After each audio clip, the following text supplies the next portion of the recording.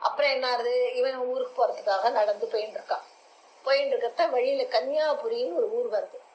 அது கிட்ட வரத்த முள்ள வரவே இவனுக்கு என்ன ஆயிடுது, ரொம்ப பசியும் தாகமும் மயக்கமும் வந்துடுது. ஏன்னா 6 மாசமா சாப்பிடல இல்லையா. அங்க ஒரு வீட்டு வாசல் திண்ணையில அப்படியே மயங்கி விழுந்துடுறான். அந்த வீட்டுக்குள்ளேருந்து அலங்காரவல்லின்னு ஊத்தி வரா. அவ ஒரு தாசி. அவன் இந்த மாதிரி மயங்கி விழுந்துக்கிறத பார்த்துட்டு, ஐயோ பாவம், யாரோ வெளியூர்காரா மாதிரி இருக்கு, ஏன் இப்படி இருக்காரு, உயிர் இருக்கா இல்லையான்னு மூக்கு கிட்ட விரல் வச்சு பார்த்தா மூச்சு இருக்கு. சச்சோ பாவம், ஏன் விழுந்திருக்கான்னு சொல்லிட்டு அவன் உடனே வைத்தியரை கூப்பிடுறான். வைத்தியர் வந்து பார்த்துட்டு என்ன சொல்றாரு, நாடியெல்லாம் குடிச்சு பார்த்துட்டு நாடி துடிப்பு மூச்சு ஓட்டம் எல்லாம் இருக்கு. இந்த ஆள் வந்து ஒரு 6 மாசமா அன்ன ஆகாரம் இல்லாம தூக்கம் இல்லாம இருந்திருக்கான். அதனாலதான் இவன் இப்படி கட்டையாட்டம் கிடக்கான், பேச்சு மூச்சு இல்லாம. அதனால நான் வந்து சொல்ற ஒரு வைத்தியத்தை நீ செய், இவனுக்கு சரியாயிடுங்கிற. தினம் ஒரு 3 நாளைக்கு 3 வேளையும் ஒரு படி அரிசி சாதம் வச்சு அதுல ஒரு படி நெய் ஊற்றி நல்லா கலந்து மசிய பிசைஞ்சு இவனுக்கு உச்சந்தலையிலேருந்து உள்ளங்கால் வரைக்கும் அந்த சாதத்தை தடவி விட்டுறணும். அந்த சாத சக்தி எல்லாம் இவன் மயிர்கரைனா அவனுக்கு வாயை திறந்து சாப்பிட்ற அளவுக்கும் எதுவுமே இல்லை, அப்படி கட்டையாட்டம் இருக்கான். ஸோ இந்த சாதங்கள்லாம் நம்ம உடம்புல தெரிய எல்லா இடத்துலையுமே சின்ன சின்ன முடி இந்த இது இருக்கும். அதுக்கு மயிர்கால் வழியா எல்லா அன்னமும் உள்ள, எந்த அளவுக்கு அன்னம் உள்ள போய் போய் அவனுக்கு சக்தி வந்துடும், சரியா போயிடுவான்னு சொல்லிட்டு போறாரு. இவனும் 3 நாள் ரொம்ப ஸ்ரத்தையா இந்த மாதிரி சாதத்தை உச்சந்தலையிலேருந்து உள்ளங்கால் வரைக்கும் தடவி தூங்காம கொள்ளாம அவனை பார்த்துக்கிறான். 3ஆவது நாள் முடிஞ்சு 4ஆவது நாள் காத்தால அவன் எழுந்துன்றான். சந்திரவர்மன் நல்ல எனர்ஜெட்டிக்கா எழுந்துன்றான், சந்தோஷமா இருக்குது.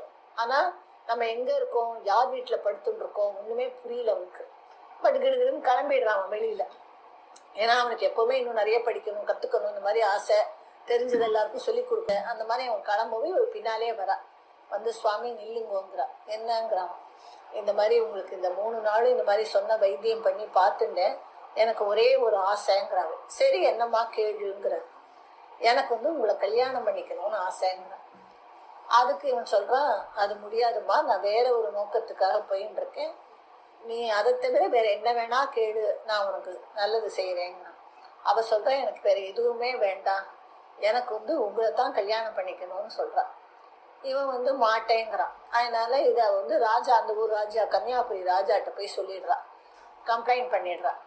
உடனே ராஜா, அந்த ராஜாவும் நல்லவன், அவன் உடனே கூப்பிட்டுட்டு என்ன சொல்றான், இவ சொல்றது நியாயம், எப்படி எல்லாம் யோசிச்சுட்டு அந்த காலத்துலலாம் ஒருத்தர் வந்து நிறைய கல்யாணம் கூட பண்ணிப்பா. அதனால இவனுக்கு 4 பெண்களை கல்யாணம் பண்ணி வைக்கிறான். ஒத்தி பிராமண பெண், ஒத்தி ராஜகுமாரி, இன்னொத்தி வைசிய ஜாதி, வைசியன்னா வியாபாரம் இதெல்லாம் பண்றவா, இன்னொத்தி இந்த அலங்காரவல்லி தாசி. 4 பேருக்கும் இவனுக்குமா கல்யாணம் பண்ணி வச்சுடுறான். அவ சந்தோஷமா இருக்கா. 4 பேருக்கும் ஆளுக்கு ஒரு குழந்தை பிறக்கிறது, பிள்ளை குழந்தை. பிராமண பொண்ணுக்கு ஒரு பிள்ளை, ராஜகுமாரிக்கு பிறக்கிற பிள்ளை பேர் தான் விக்ரமாதித்தன். அப்புறம் வைசிய பொண்ணு, அவளுக்கு பிறக்கிற குழந்தை பேர் பட்டி.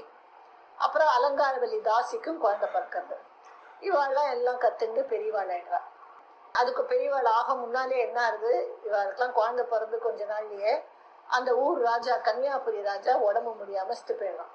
செத்து போகனால அவனுக்கு குழந்தைகளே இல்லை. இப்ப ராஜாவோட பிள்ளை தான் அடுத்த ராஜாவாகணும்.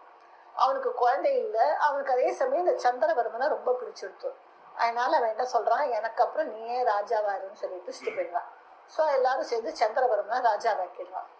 அவன் ரொம்ப நல்லா ஆட்சி பண்றான், அவனுக்கு எல்லா வித்தைகள் தெரியும், ரொம்ப நல்லவன், தர்மசாலி. அதனால நல்லபடியா ஆட்சி பண்ணி எல்லாருக்கும் நல்லது செய்யறான். அப்ப இந்த பசங்களும் 4 பேரும் பெரியவாளாரா. அப்ப இந்த சந்திரவர்மனுக்கும் வயசாகி அவனும் சாகர ஸ்டேஜ் வந்துடுறான். அப்ப அவன் என்ன சொல்றான், 4 பிள்ளைகள்ல சாதாரணமா முதல் பிள்ளையதான் ராஜாவாக்குவா. அவன் என்ன சொல்றான், 4 பிள்ளைகள்லயும் நான் வந்து இந்த அலங்காரவல்லி தாசி பிள்ளைய ராஜாவாக்குறேன், ஏன்னா அவ மூலம்தான் எனக்கு மிச்சவாலும் பொண்டாட்டியா நான் கல்யாணம் பண்ணிக்க முடிஞ்சது, அவளுக்கு ஒரு நன்றியா அவ பிள்ளைய ராஜாவாக்குறேன்னு சொல்லி செத்து போயிடுறான். அதே மாதிரி அந்த அலங்காரவல்லி பிள்ளை ராஜாவாயிடுறான். இந்த பிராமண பொண்ணோட பிள்ளை என்ன சொல்றான், அவனுக்கு வந்து இந்த மாதிரி ராஜ்ய இதுல எல்லாம் பெரிய இன்ட்ரெஸ்ட் இல்லை, நான் காட்டுக்கு போய் தவம் பண்ண போறேன், ஏன்னா அவன் காட்டுக்கு போயிடுறான். இந்த விக்ரமாதித்தனையும் பட்டியும் கூப்பிட்டு என்ன சொல்றான் அந்த பிராமணன், அதாவது பிராமண பொண்ணோட பையன், நீங்க வந்து ராஜாவுக்கு ஒத்தாசையா இருந்து ஹெல்ப் பண்ணும்போது நான் வந்து காட்டுக்கு போய் தவம் பண்றேன்னு போயிடுறான். சரி இவா 2 பேருக்கும் அவனுக்கு ஹெல்ப் பண்ணிட்டு இருக்கா. அப்ப அவனும் அந்த அலங்காரவல்லி பிள்ளையும் ரொம்ப கெட்டிக்காரன், வீரம், பலசாலி எல்லாம் இருக்கான், நல்ல இதுவா. ஆனா அவனுக்கு சில வீக்னஸ் உண்டு. அந்தப்புறத்துல எப்பவும் பெண்களோட அவ கொஞ்சம் இந்த மாதிரிலாம் பண்ணிட்டு இருக்கான். அந்த மாதிரி பண்ணி ஏதோ ஒரு ஸ்டேஜ்ல அவனுக்கு எல்லா மேலுமே வெறுப்பு வந்துருது. அதனால அவன் விக்ரமாதித்தனை கூப்பிட்டு என்ன சொல்றான், எனக்கு என் வாழ்க்கையே பிடிக்கல, எல்லாமே வெறுப்பா இருக்கு, அதனால நானும் காட்டுக்கு போயிட போறேன், உன்னை ராஜாவாக்கிட்டு நான் காட்டுல போய் தவம் பண்றேன்னு விக்ரமாதித்தனை ராஜாவாக்கிடுறான். நீதான் சூட்டபிள், சரியான ஆள், பொருத்தமானவன் சொல்லிட்டு பட்டிட்ட நீ விக்ரமாதித்தனுக்கு எல்லாம் ஹெல்ப்பும் பண்ணு அப்படின்னு சொல்லிட்டு அவனும் காட்டுக்கு தவம் பண்ண போயிடுறான். சோ அதனால விக்ரமாதித்தன் ராஜாவாரான். பட்டி அவனுக்கு மந்திரியா இருந்து எல்லாமே ஹெல்ப் பண்ணிட்டு இருக்கான். இது ராஜாவான கதை வரைக்கும். அடுத்து என்ன நடந்ததுங்கிறத நம்ம அப்புறமா பார்ப்போம்.